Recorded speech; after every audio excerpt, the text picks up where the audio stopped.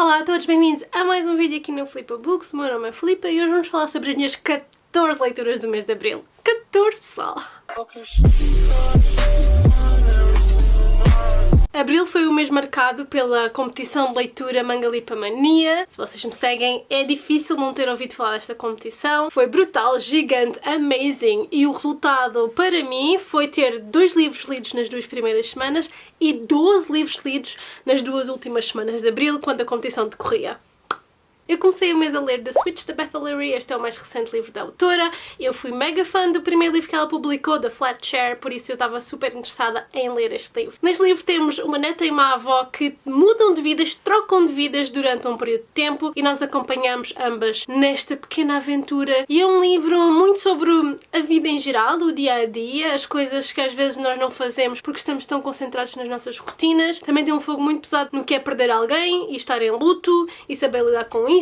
Eu gostei do livro no geral, não é assim uma leitura espetacular. Eu compararia este livro muito à vida real, é muito vida real, por isso não há assim nada de bom chacalaca a acontecer, mas tem bons lembretes, boas mensagens e acaba por ser um bocado divertido ver uma avózinha em Londres a viver a vida e a engatar os gajos. Depois li Wolf by Wolf da Ryan Grounding. Este livro é sobre uma realidade alternativa em que o Hitler ganhou a Segunda Guerra Mundial. 10 anos depois nós temos acesso à realidade que supostamente teria sido, se. É sem dúvida interessante pensar nos e se. Claro que não consigo nem pensar como é que o nosso mundo teria sido se o Hitler tivesse ganho a Segunda Guerra Mundial. Nós seguimos então uma jovem que faz parte deste grupo de rebeldes, cujo end goal é assassinar o Hitler. Foi um livro que eu fiquei bastante desapontada no sentido em que se foca maioritariamente em questões mais clichês, mais pontuadas, em vez de toda esta questão da Segunda Guerra Mundial e do racismo, do ódio, como esse sistema funcionava ou deixava de funcionar. Uma peculiaridade interessante é que a personagem principal tem a capacidade de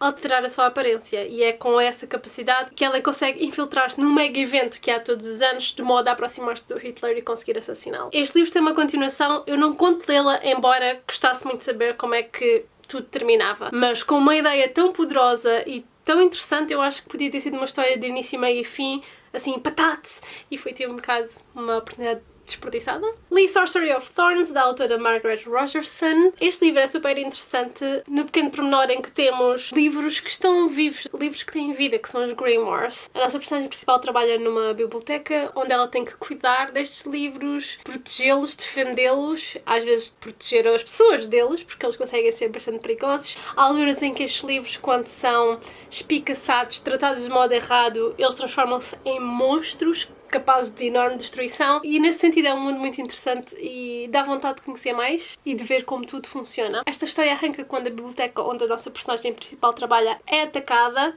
a diretora da mesma assassinada e a nossa personagem principal lá vai a tentar perceber o que é que aconteceu. É um livro fixe, mais uma vez cai um bocado nos clichês quando estamos a falar do plot, mas as personagens são bacanas, eu gosto bastante da personagem principal feminina. Pela primeira vez e poucas vezes é uma personagem super destemida e que não temos tipo cá pessoas a dizer não podes fazer isto porque és uma rapariga. Acho que não há livros suficientes em que temos uma rapariga a tirar-se para todos os perigos e que a deixem fazer isso, a usar todas as suas capacidades e todo o seu arsenal possível para combater as forças do mal. Para mim, onde este livro peca mais é no seu idealismo da história em si, tipo, acho que a autora pendeu mais para dar pormenores positivos ou consequências positivas a muitas das ações que para mim, a meu ver, deviam ter sido muito mais desastrosas, mas não deixa de ser uma história interessante e engraçada de consumir. Mais uma fantasia, The Shadow Between Us, da Tricia Levan Seller. Tanto aquela como esta são fantasias standalones e são 2 livros que não são muito grandes. Esta em particular funcionou muito bem. Este para mim é um daqueles livros que comecei assim a torcer o nariz, mas que fiquei encantada e completamente ganha por esta história, ou se não tanto pela história, pela personalidade da personagem. Tipo, adorei esta personagem principal feminina yet again. The Shadow Between Us conta-nos a história desta rapariga. Eu nunca sei o nome das pessoas, onde é que ela está? Alexandra.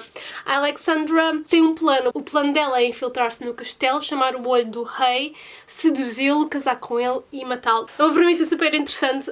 A Alexandra no início estava-me a irritar bastante, tipo, com todo o snobbery e tipo, sou bué da boa e sou bué da não sei o quê. Mas é uma personagem que cresce e tem um envolvimento bastante humilde ao longo da história, a meu ver, e que funciona bastante bem. E depois, I'm a sucker for a good romance, and yeah. Eu não me lembro do final deste livro, como é que isto acabou. Tanto Sorcery of Thorns como The Shadow Between Us são daqueles livros que são uma boa jornada, mas não são livros uau por aí além. Mas eu adorei lê-los e recomendo a leitura, acho que são um bom momento passado e são daquelas guilty pleasures, leituras que não nos querem fazer largar o livro, principalmente este foi uma leitura bastante viciante e que se leu num instantinho. Oh, o que é que eu vi que isto tinha aqui? Fita cola. Well. Depois li The Chain do Adrian McKinty, eu nunca sei dizer isto, McKinty. Um thriller super popular que a maior parte do pessoal já leu, agora na Mangalipa Mania andava tudo a ler. E yes, adoro quando o pessoal segue as recomendações e vai todo louco ler as mesmas coisas. The Chain é sobre esta organização em que fazem as pessoas raptar miúdos e ligar aos pais dos miúdos e dizer se querem o vosso filho de volta, têm que raptar os filhos de alguém e por assim em diante. Um ciclo sem fim. Uma premissa super, super interessante e o que me fez mais gostar deste livro do modo retorcido foi que eu facilmente via uma organização dessas funcionar na vida real, porque tipo, é um assunto muito delicado. Esta cena de não querermos que nada aconteça àqueles de quem tanto gostamos, ainda mais quando estamos a falar de relações de pais e filhos que tipo... Eu estava a ouvir o audiobook deste livro e estava a ficar muito afetada pela emoção que a narradora dava aos diálogos e às falas e aos pensamentos. O quanto consegues mudar quando és pressionada em certas situações. É arrepiante e assustador. A leitura em si é mega viciante, estás sempre a ler mais, ler mais, ler mais. Também peca aqui e ali em certos pontos, mas nenhum dos livros que eu li este mês acho que foi tipo a leitura perfeita. Houve sempre assim coisas que eu...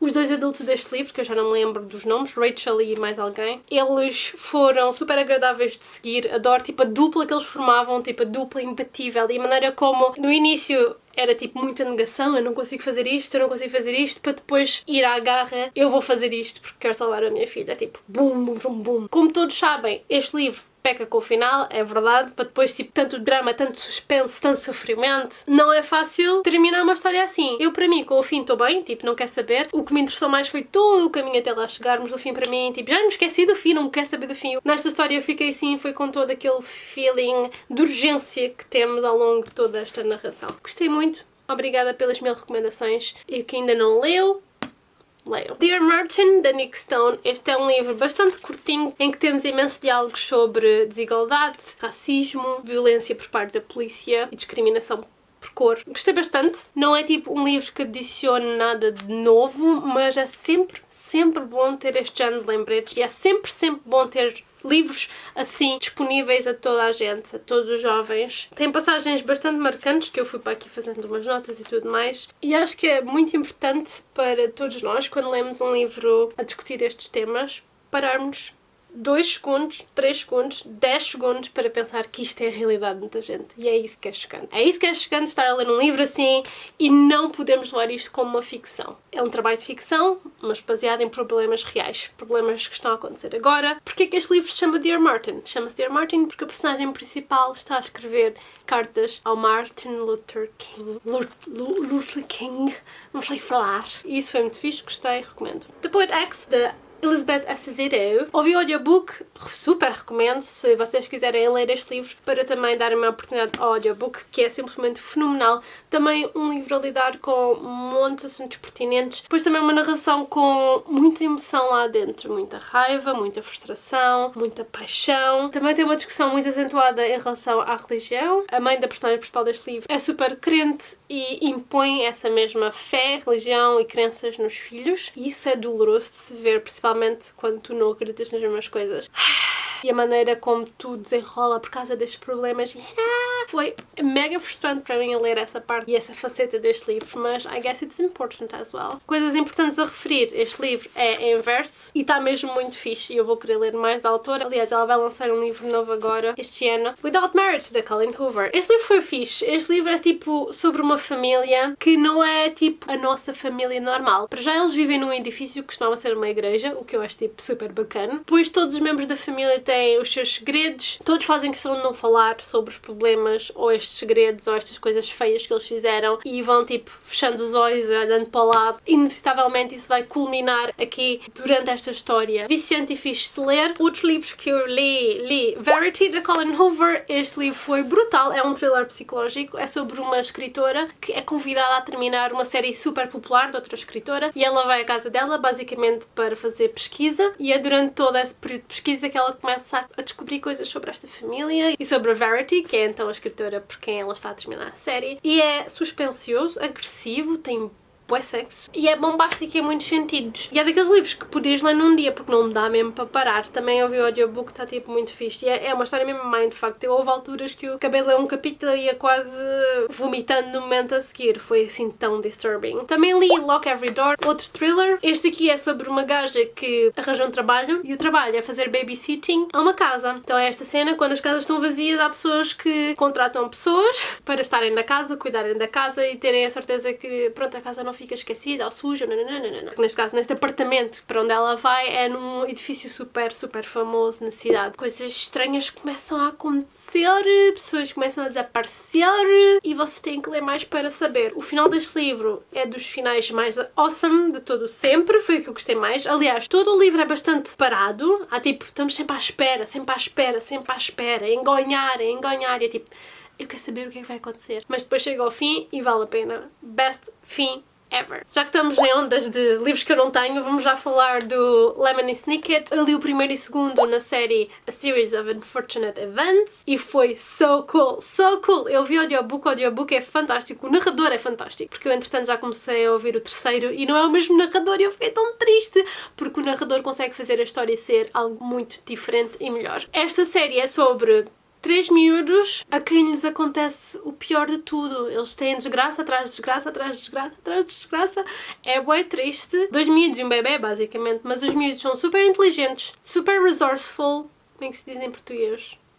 E é um prazer acompanhar as aventuras dos mesmos. Eu acho que é uma série que eu vou continuar a ouvir e a devorar, porque os livros são bastante divertidos. Claro que é uma série para crianças e à medida que avanças na série vais percebendo isso mais, porque há muita repetição das coisas que estão a acontecer, mas tipo, é normal. Acho que para o que é, para a audição que está escrito, é uma história brutal, brilhante, mega awesome, adorei. Li o This One Summer, de Gillian e Mariko Tamaki. Esta é uma graphic novel sobre uma família que todos os verões vai para esta casa de verão. Nesta casa de verão, a filha deste casal e outra miúda encontram-se todos os verões, é tipo uma tradição encontrarem-se sempre lá e passarem o verão juntas, e nós seguimos as aventuras da mesma. Temos bastante exploração de temas tipo sobre como é que é crescer, descobrir cenas mais adultas sobre a sexualidade ou como o teu corpo está a mudar. Mega fã deste desenho e desta cor e tudo mais. Eu gostei do pormenor como expõe a toxicidade e o modo como as raparigas às vezes pensam tão mal umas das outras. An altogether very fun read though. É uma narrativa que chegas ao fim e gostavas que houvesse um pouco mais ou que voltássemos para um outro verão para termos mais aventuras. Vamos para o último livro que eu li em abril. It's been a long journey, I know. The Shock of the Fall, de Nathan Fielder.